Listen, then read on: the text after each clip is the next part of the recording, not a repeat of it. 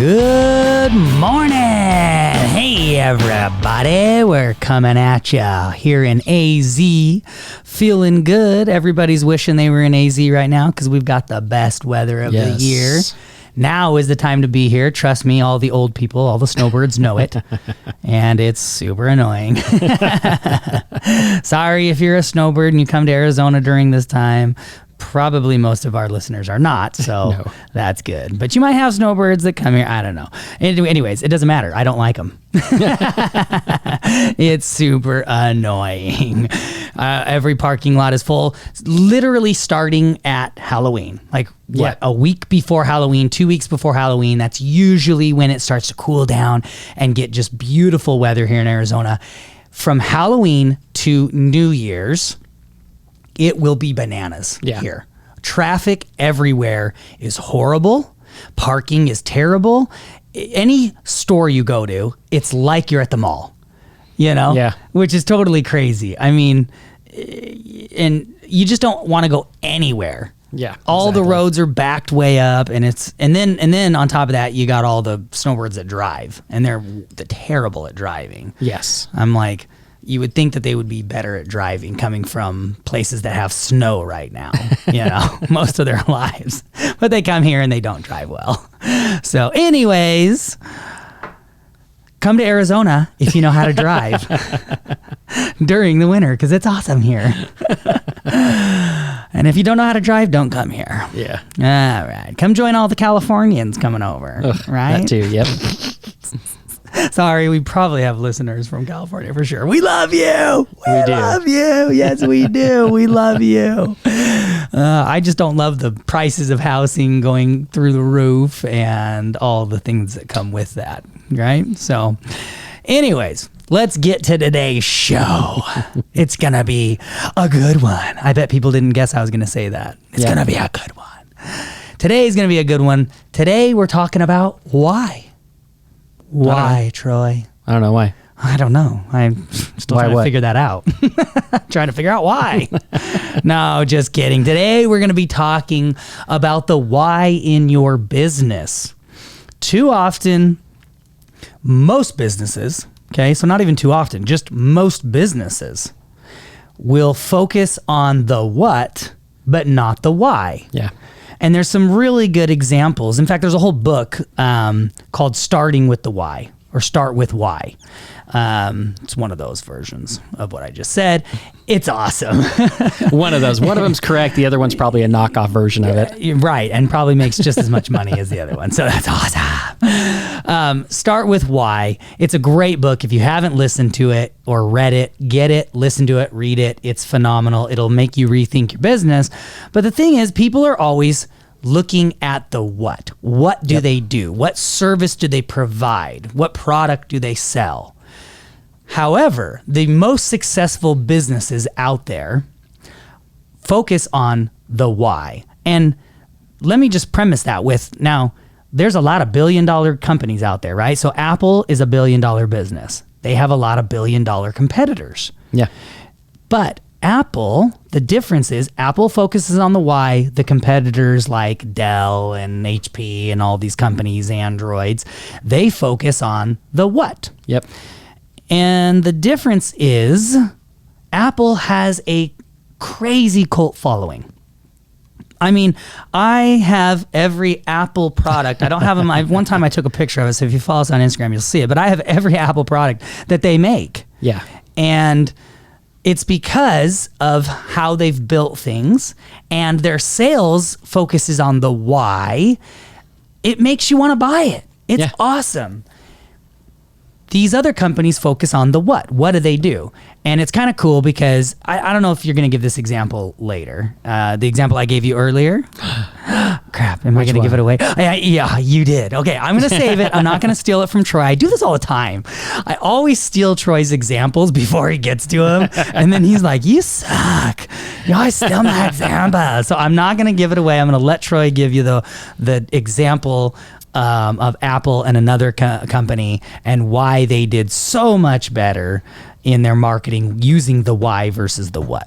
So Troy, let's just jump in. I'm rambling on and on. You know me, I'm the talker.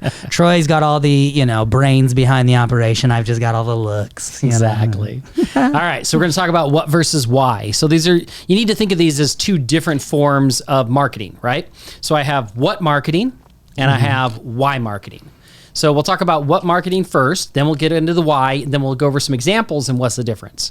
So what marketing? Usually when you're talking about what marketing, you think about like your website, your business, your business's website. What marketing is, I'm going to list all of my services, and then I'm going to give a description of those services. So it's like, I'm a carpet cleaner, and so I'm going to list that I do carpet cleaning, I do upholstery cleaning, and I do, the Scotch Guard or whatever it is. And then you're going to describe each one of those services. That's what you do. Yeah. So that's what marketing. You're just letting them know what it is you do. Now, here's the thing, with what marketing, like we said, it's basically listing and describing your services.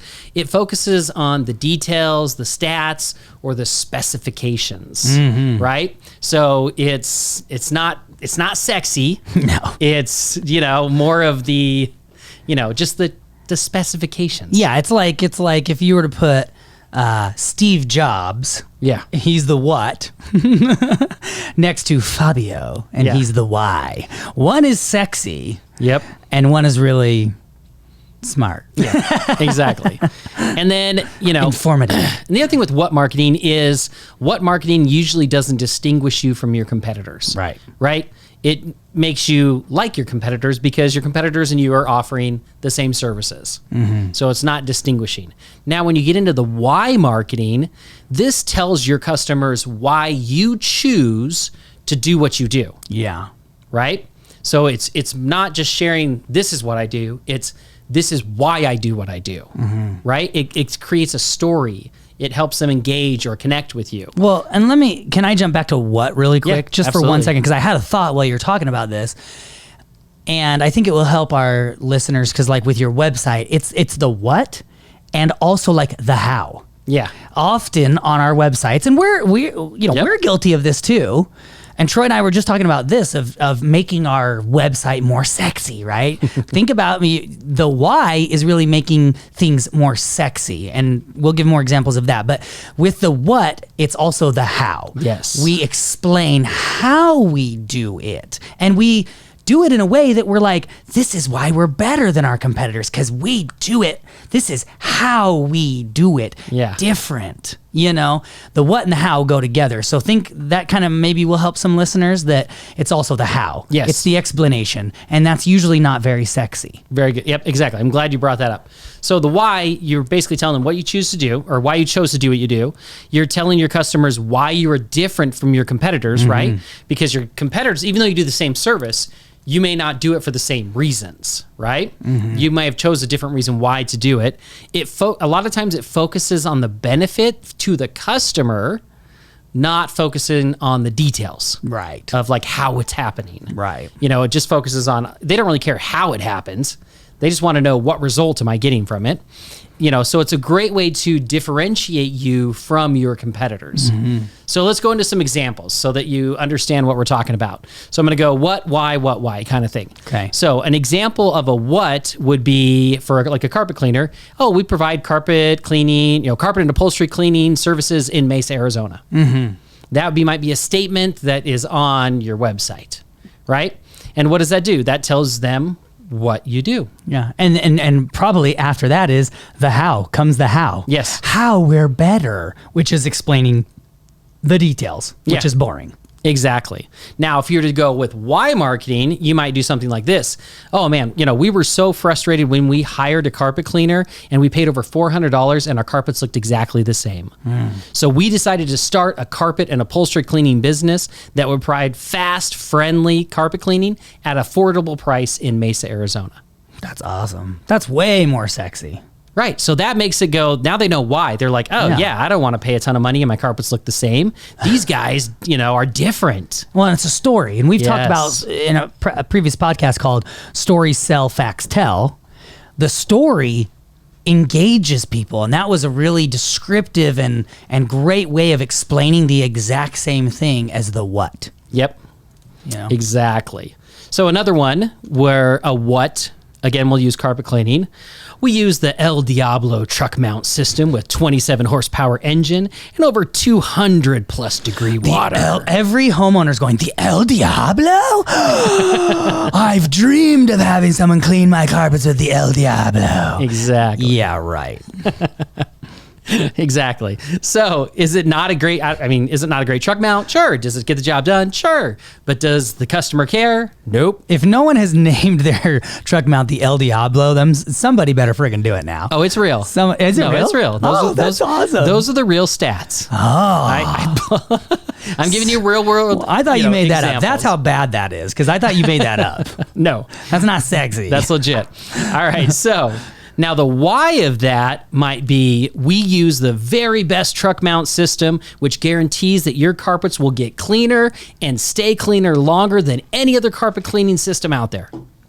I like that. Guaranteed, you know? Right? And what do they care about? What does your client care about? They don't care about horsepower. They don't care about 200 degrees. No. All they care about is, are my carpets going to get clean? And are they going to stay clean longer? Yeah. Right? Am I going to be happy when you're done? Exactly. That's the why, right?